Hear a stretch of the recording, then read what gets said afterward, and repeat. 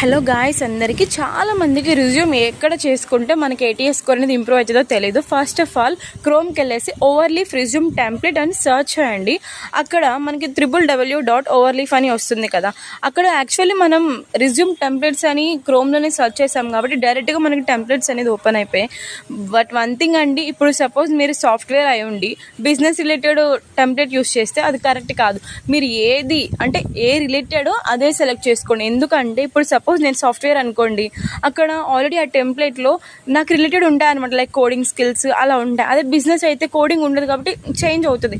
So మనకి ఏదైతే అది చూస్ చేసుకోండి. ఓపెన్ యాజ్ టెంప్లెట్ దగ్గర క్లిక్ చేయండి. అప్పుడు అక్కడ లోడింగ్ అవుతుంది, ఓపెన్ అవుతుంది అనమాట మనకి.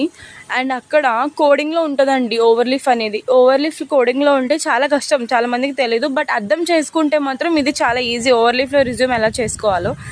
ఈ షార్ట్లో నేను బ్రీఫ్గా చెప్పలేను ఓవర్లీఫ్ గురించి. కొంతమందికి వస్తే మాత్రం ఈజీగా అయిపోతుంది. రాని వాళ్ళు నెక్స్ట్ వీడియోలో నేను పక్కా ఓవర్లీఫ్ మీద వీడియో చేస్తాను. ఎందుకంటే బ్రీఫ్గా అర్థం చేసుకోండి. బికాజ్ ఏటీఎస్ స్కోర్ అనేది ఓవర్లీఫ్లో చేస్తే 80 to 90 or 90 to 100 మనం ఎంచుకునే టెంప్లెట్ని బట్టి మనకి ఏటీఎస్ స్కోర్ అనేది ఇంక్రీజ్ అవుతుంది.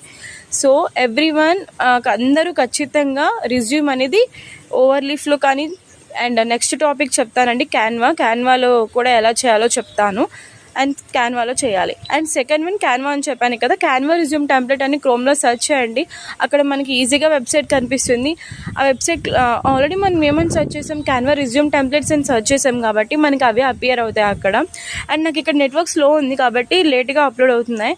ఇప్పుడు మనకి అలా టెంప్లెట్స్ చాలా డిఫరెంట్ టైప్స్ ఆఫ్ టెంప్లెట్స్ ఉంటాయి. సో నేను ముందు దాంట్లో చెప్పాను, ఓవర్లీఫ్ దగ్గర మీరు ఏ రిలేటెడ్ అయితే ఆ రిలేటెడే చూస్ చేసుకోండి. బట్ క్యాన్వాలో చేసుకోవడం ఈజీ అండి రిజ్యూమ్, ఎందుకంటే కోడింగ్ ఉండదు, డైరెక్ట్గా మనం ఎడిట్ చేసుకుంటే సరిపోతుంది. అండ్ ఇంకొకటి ఏంటంటే వర్డ్ అనమాట. వర్డ్లో చేసుకున్నా కూడా మనకి వర్డ్లో చేసుకున్నా కూడా మనకి రిజ్యూమ్ అనేది ఏటీఎస్ స్కోర్ పెరుగుతుంది. ఎందుకంటే మనం చేసుకునే దాన్ని బట్టి ఉంటుందండి. నేను నెక్స్ట్ వీడియోలో మీకు కొన్ని వర్డ్లో ఎలా చేసుకుంటే ఏటీఎస్ స్కోర్ అని ఇంప్రూవ్ అవుతుందని కొన్ని టెంప్లెట్స్ పెడతాను. ఆ రిలేటెడ్లో మీరు ఎడిట్ చేసుకోండి.